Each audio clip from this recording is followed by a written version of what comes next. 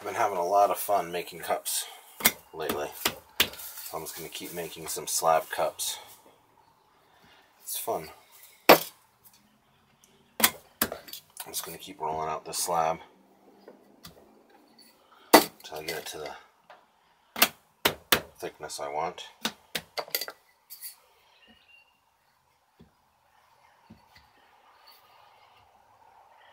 It's crucial when you start doing stuff like this that you always have all your supplies out and ready. You don't want to be in the middle of making something and just suddenly say, oh no, I need my wire. So it's always a good idea to have everything already out, ready to go. Pin tools, sticks, ribs, you never know, sponges, water, brushes, my mold, also my mold, my form.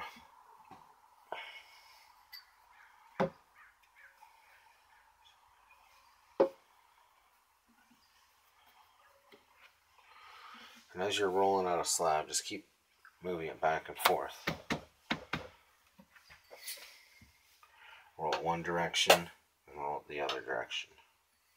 You don't want to continuously keep rolling it the same.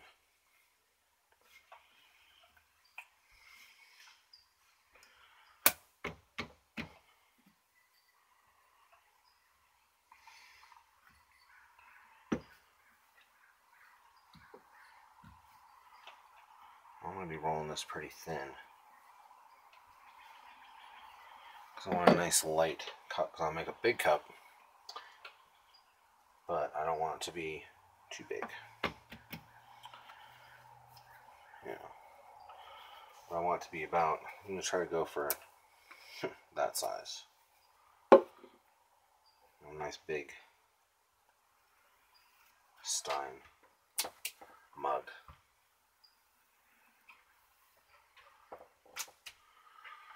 Trimming those off because I'm going to use them later for the handle and for the bottom.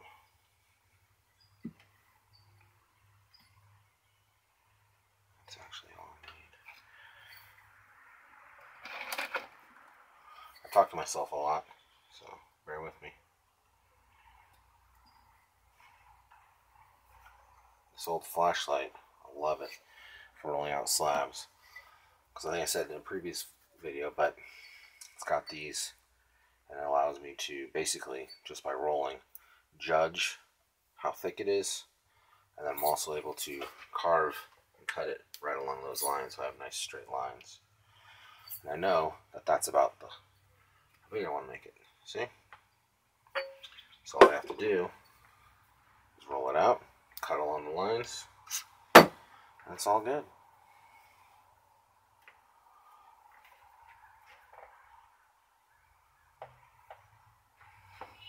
Now, you don't have to be perfect, but the closer you are to perfection when you're making your cuts, the less fixing you have to do later.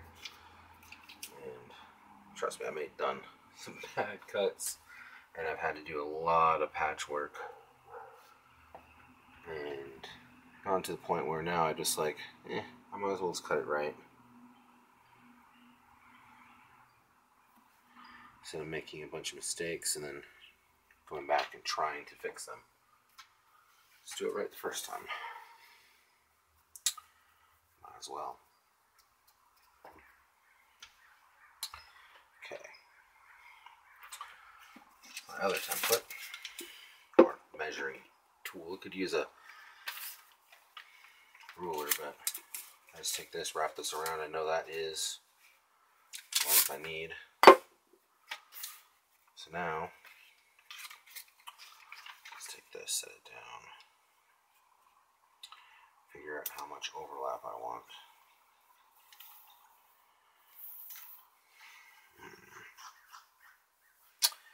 Questions. I'm going to cut this off. I so slightly, make a nice straight, slightly straighter even.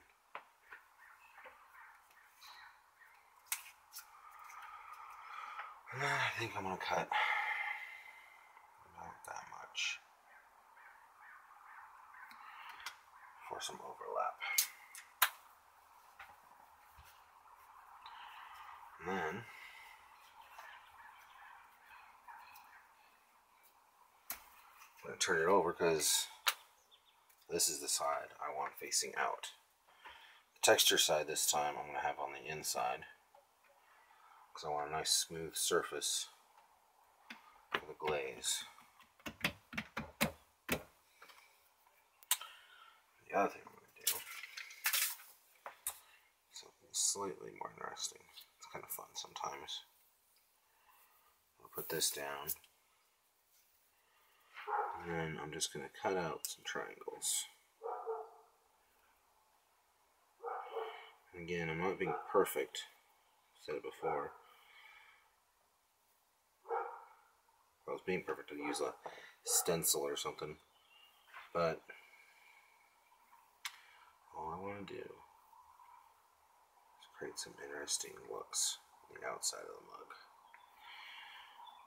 When you make a piece, it's always a good idea, I had a teacher who told me this, to always think of how you're going to glaze it, how you're going to treat the outside before you even start. You know what you're going to do. So as you go, you have that plan. You know how the glaze is going to go on. You know what color glaze you're going to use. This one is actually going to have a new glaze I just made. And it's turning out quite nice. Tests have worked out great. This is actually it. I'll show it to you.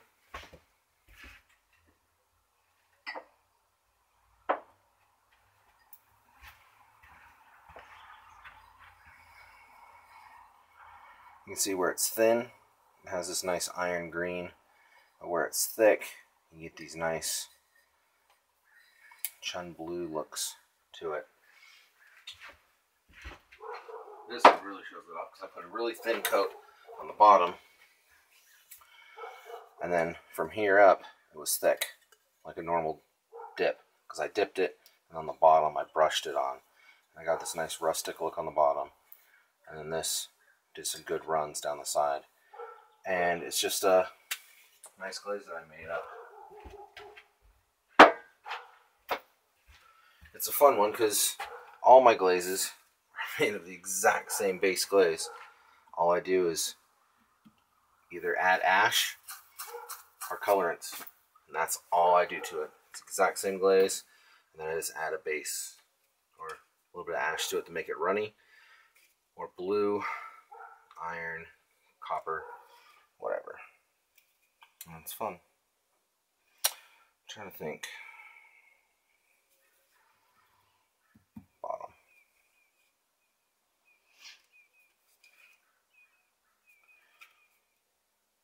So that's what I'm going to do with this cup. This cup is going to have that glaze on there, and I want it to run down the sides a bit. So I want it to have a nice smooth surface to go down, but not perfectly smooth. I want to have a little bit of texture, these lines, and then of course these on the outside for the glaze to break upon and slow down as it runs. So it's always fun. I'm going to get my chair.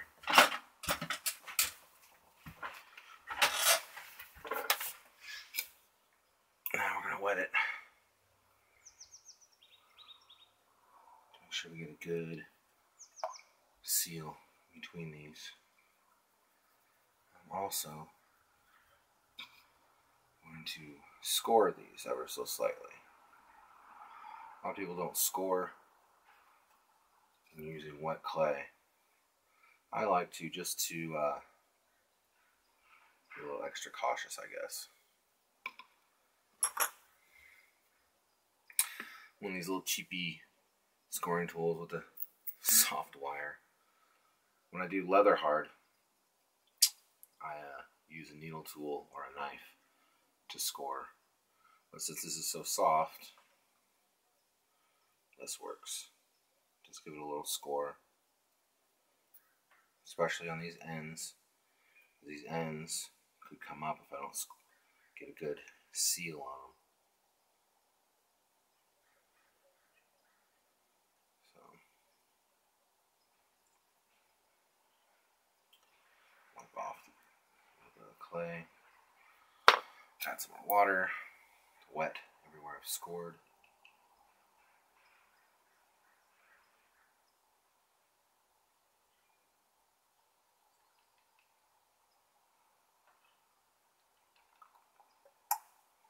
Okay. Now, just give it a nice roll.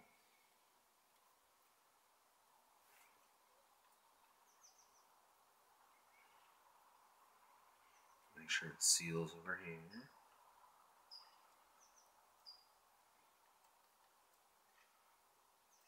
There we go. And there's my cup. Now I'm going to pull the can out just a little bit so I can fold over these edges to give a lot of surface area for the bottom to attach.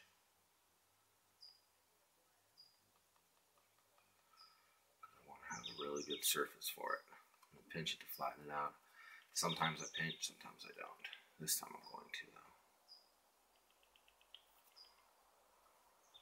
Pinch it out just to flatten it a little bit. And again, you get it slightly wet, just moist.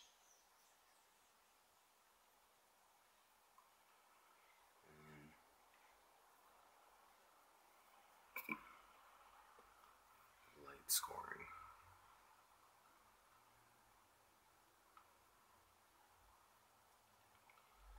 And then just before attaching, I'll wet all this again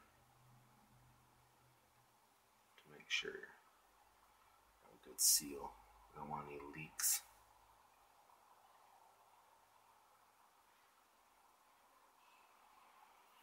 And over here, like that, brush off the extra slip, not edge. Now, you can take it and set it up upside down over here. Nice and happy. Take this, give it a quick little wedge. It's a small little amount, but quick little wedge. And I'll pound it out, roll it out to a nice little thin slab to make the bottom. And then whatever's left over, I will use to make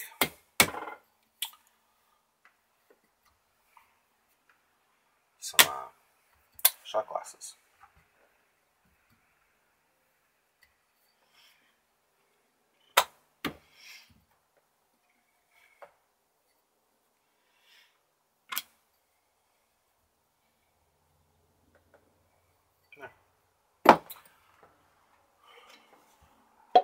This fits just about perfect. So what I'm going to do, I'm going to use this as my template. Now I'm going to cut it a little bit bigger because I do want a little bit of fold over. And I haven't done this before, but I'm actually going to fold over and cut some triangles around it so I can match the side.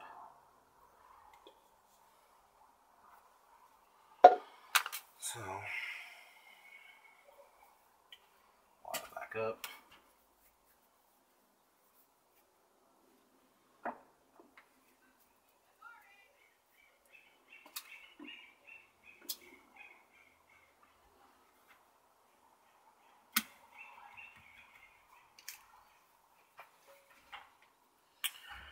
And there's an imprint all the way around that I can see.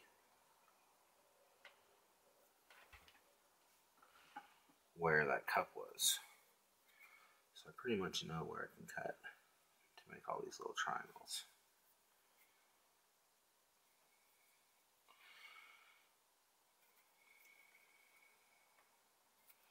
It's kind of tedious, but I figure a little bit of tedium, you get a really nice piece.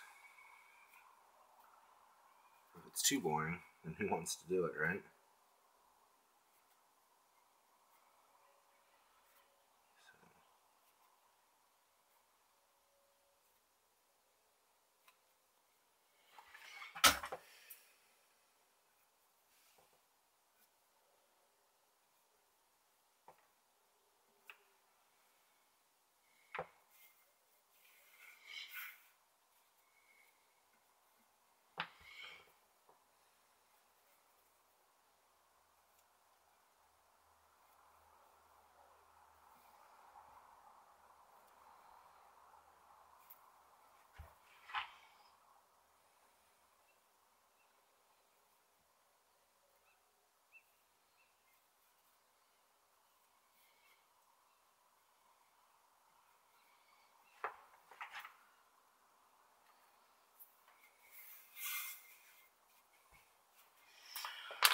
There we go. Smash that together. Wrap that in some plastic. Save for a shot glass. Now, admittedly, my shot glasses are a little bit bigger than others. For example, this is probably the smallest one I have. But that's little shot glasses.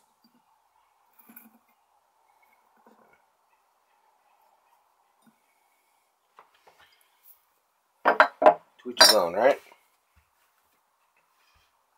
make sure this comes up. Okay, now wet the edges.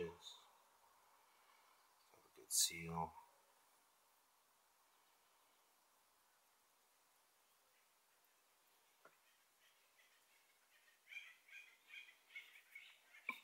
Lightly score.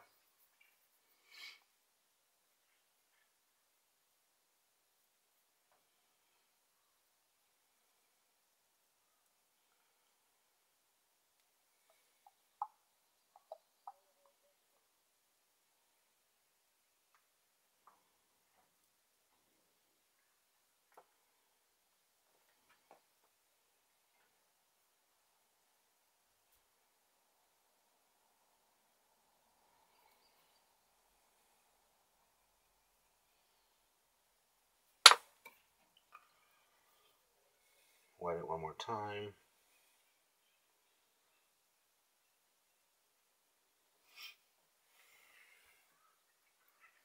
Take this, wet it ever so slightly again.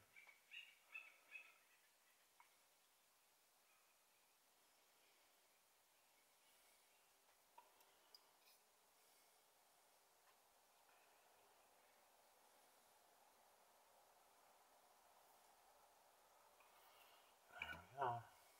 Alright. I'm going to sit down again. And let's attach.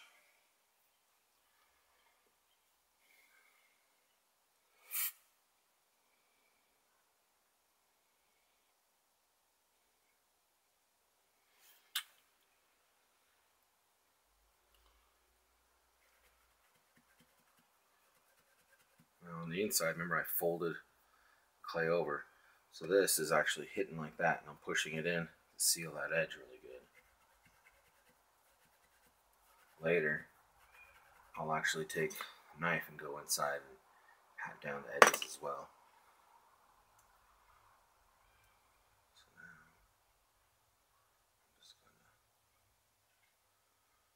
roll it. It just gives it a nice natural fold. Just roll on the edge.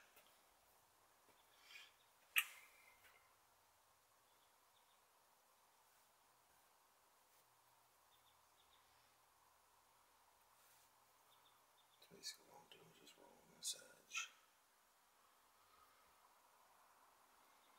Get these pieces to roll over and seal. And I'm doing it gently because I don't want to force them too much.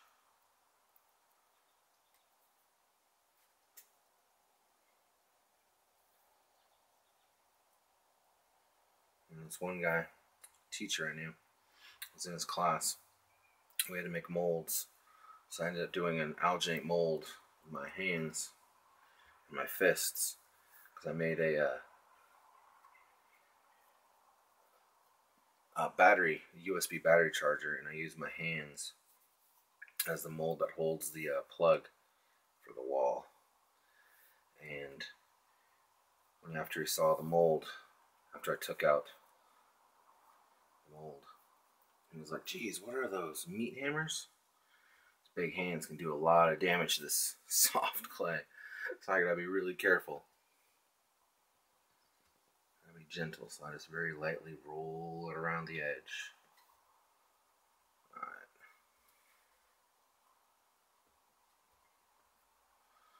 There we go. Now, gotta give some texture up here as well. I mean, don't have to. I like to put a little dot and everything, kind of like someone has taken and actually taken some steel and actually, you know, formed these together. And these are the rivets or the welds holding it all together. Also kind of have to do it on the bottom too. But I don't have to do very much, it's very lightly.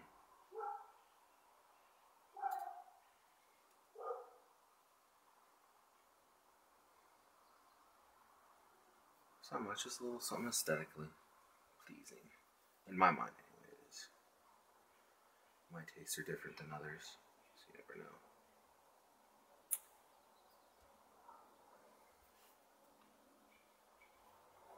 Next, I think we're going to maybe, just maybe, make a handle for this bad boy. I think pretty.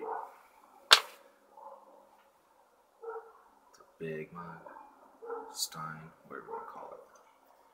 I'm also going to trim this right here ever so slightly. There we go. Okay, now I can take this.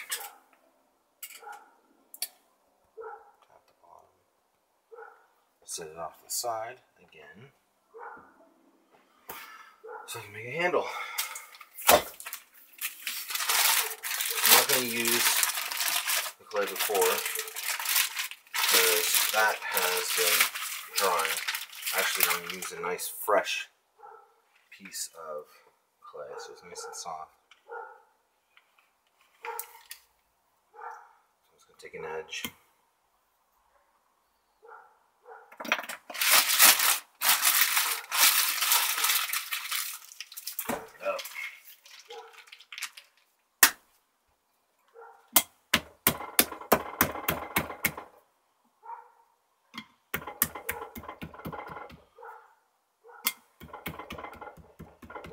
Also, I don't want to make this handle as thin as I made those, so I'm going to make it just a little bit thicker. I think. I'm hoping. You never know until you actually do it. It actually will work out the way you want it to. But I'm hoping. I think that's it.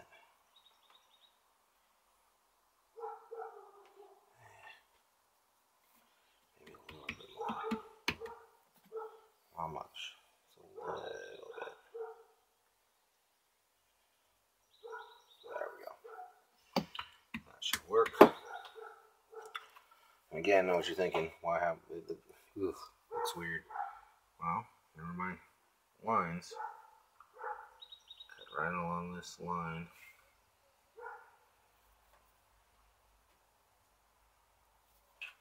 I have my handy dandy flashlight made. In my mind, I got the perfect thickness for a handle.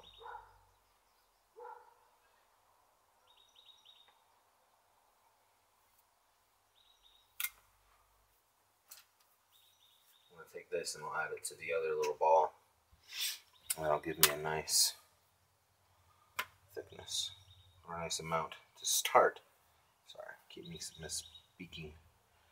That'll give me a nice amount to start with for my shot glasses.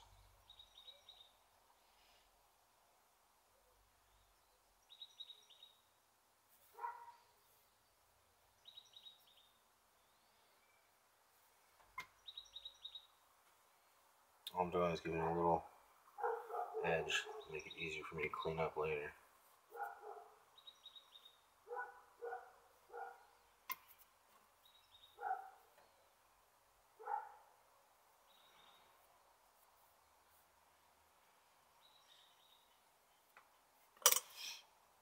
Okay.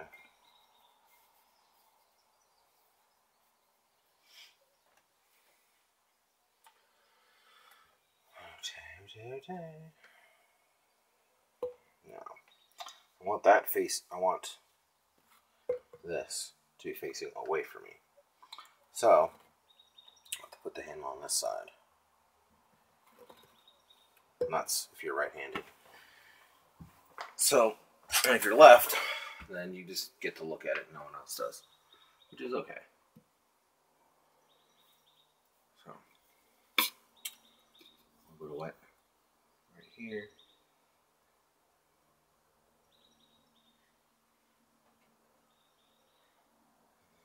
A little bit right down here.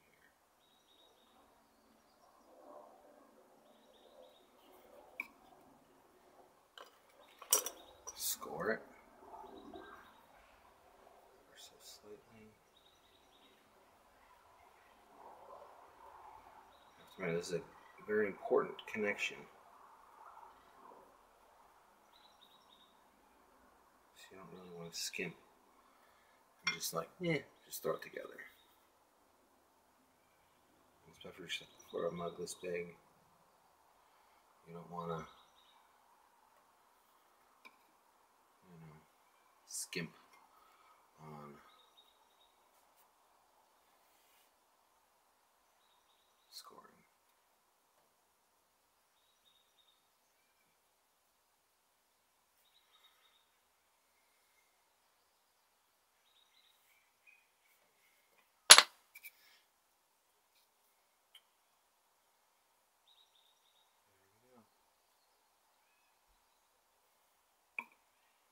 Okay. Now, I'll take this. I'm actually going to do two things. One, I'm going to make another triangle right here on the end. Because started the triangle thing, I might as well continue it, right? Or should the handle not have a triangle? At its attachment point. You have to remember, since I didn't put this texture on there, I don't want that texture on the outside. So this is the side I need to wet and attach.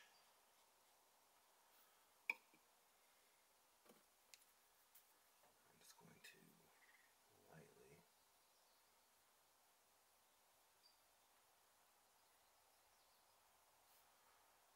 score away.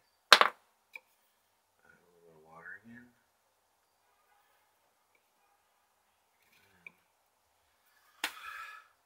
Fun stuff.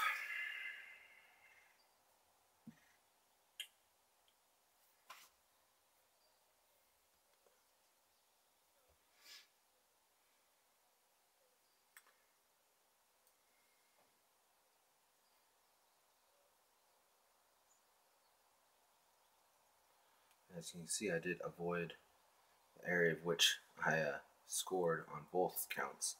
But what I did is I scored this one up here, and I scored the cup down here. So I get both attaching to each other really good.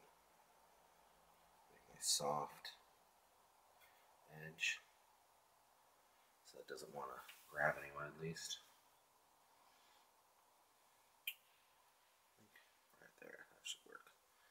And again, staying with the triangle theme. Let's get a triangle on the bottom of this one as well. And what's fun is if you make these and you plan them right, there's actually right here a little triangle for this to slide into.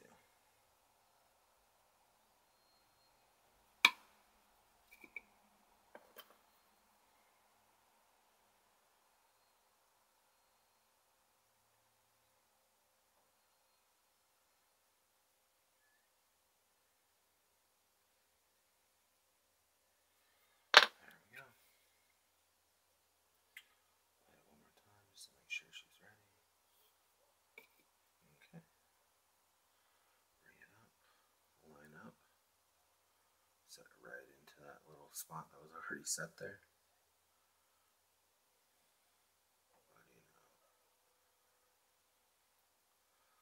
Looks like it was made to go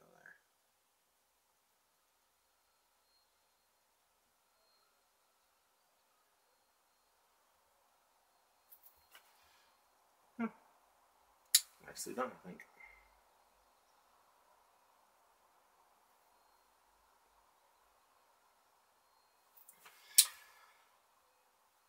I like it. That's all I gotta say. I like it. Turned out pretty good, I think. Alright. These are all glazed and done. I'll do another video showing you how they all turned out. Till then, have fun.